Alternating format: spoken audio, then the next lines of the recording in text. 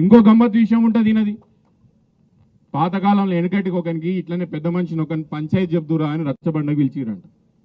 రచ్చబండ మీద కూర్చోగానే ఈ పెద్ద మనిషి చెప్పిండంట, ఇక మీరు అందరు దోతిలు ఇప్పుండ్రు అన్నాడంట.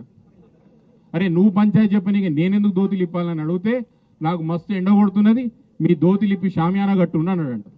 మళ్ళీ ఈ పెద్ద మనిషి కూడా దోతి ఉన్నది కదా, ఈయన ఇప్పొచ్చు కదా. ఊరి మీద దోతిలు కావాలి నాకు, నా దోతి మాత్రం పనికిరాదు. ఎందుకు చెప్తున్నా, మీ సొంత అన్నది ఎఫ్టీఎల్ ఉన్నది ఆయన చెప్తానే ఉన్నాడు, దాన్ని కొట్టాడంట.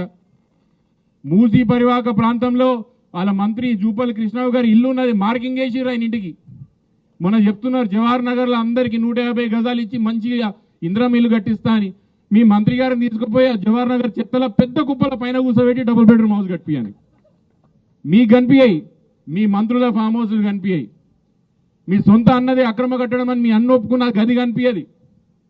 మీ సొంత మంత్రి గారిది మూసీ పరివాహక ప్రాంతంలో ఉన్నది, దాని గురించి మాత్రం మీకు కనపడదు.